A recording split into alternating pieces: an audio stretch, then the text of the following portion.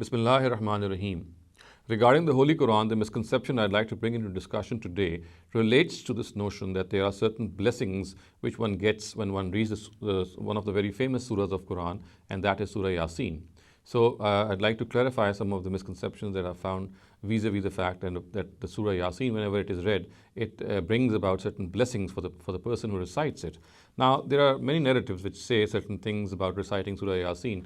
I have selected some of these, and I'd like to present them before you, and also present the comments of people regarding the narratives, so that the scholars of Hadith, their comments are brought before us. They are brought to light, and then we are able to judge that none of these narratives has any proper and correct ascription to the Prophet Muhammad sallallahu alaihi wasallam. So one of these narratives is in Sunan of Imam Tirmidhi, and it is from Anas ibn Malik radhiyallahu anhu, and he reports from the Prophet, and the words of this narrative are. Anas reports from the Prophet Muhammad sallallahu alaihi wasallam, قال النبي صلى الله عليه وسلم إن لكل شيء قلبا وقلب القرآن ياسين ومن قرأ ياسين كتب الله له بقراءتها قراءة القرآن عشر مرات. So a simple translation would be that each thing has a heart, and the heart of the Quran is Surah Yaseen. And whoever reads Surah Yaseen, the Almighty ordains for him as if he had read the Quran 10 times. The reward of reading Surah Yaseen is as if he had read the whole of the Quran 10 times.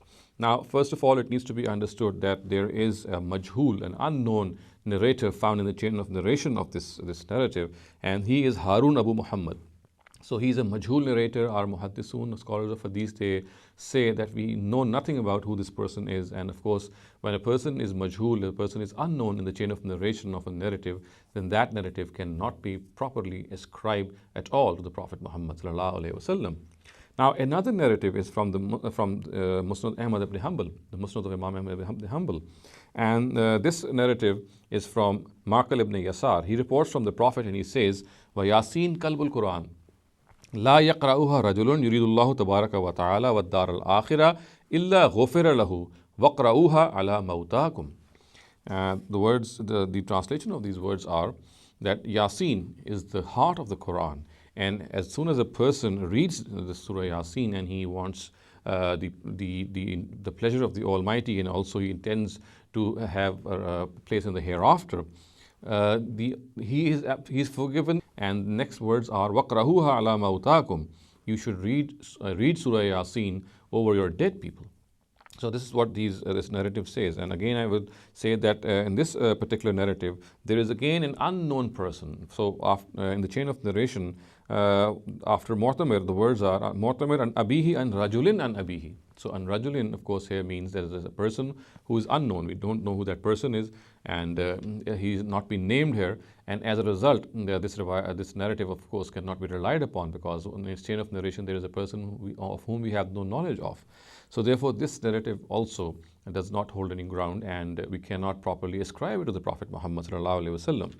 Now, there's another narrative which is found in Tafsir al-Wasit of Al-Wahidi, and this narrative is from Ubay ibn Ka'b. He reports from the Prophet Muhammad sallallahu alaihi wasallam, Man qara surata Yasin wa huwa fi sakarat al-maut aw qaribun inda جاءه خازن الجنة بشربة من شراب الجنة فسقاها إياه وهو على فراشه فيشرب فيموت ريان ويبعث ريان ولا يحتاج إلى حوض من حياض الأنبياء.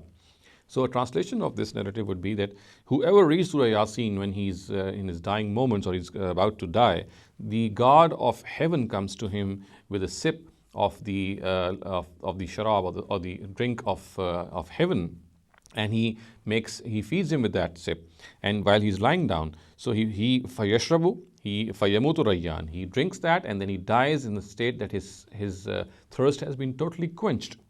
Vayubrasu rayyan, and when he's raised on the day of judgment, he will find himself totally quenched. And wala yahtaju ila hawzim min hayazil jannah, he will have no need for the fountains of the various prophets, who of course would be assigned a fountain, and he would not require that fountain because his thirst would already have been quenched.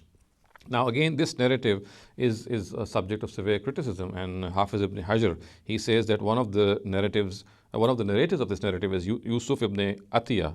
He is matruk, which means he has been abandoned. He cannot be relied upon absolutely. And another person which is found in his chain of narration is Harun ibn Kathir. And Imam ibn Abi Hatim, who is a very celebrated authority of Rijal, he says that he is majhul. And that would mean that he is an unknown person. We don't know anything about that person. So a narrative which has a person who is matruk and a narrative which has a person who is majhul, of course, we can only understand how far it is away from the truth and how far it cannot be properly ascribed to the Prophet Muhammad sallallahu alaihi wasallam. So I have read out a couple of narratives before you to just delineate the fact that almost all narratives which spell out certain blessings of reading Surah Yaseen, none of them are correctly ascribed to the Prophet Muhammad sallallahu alaihi wasallam.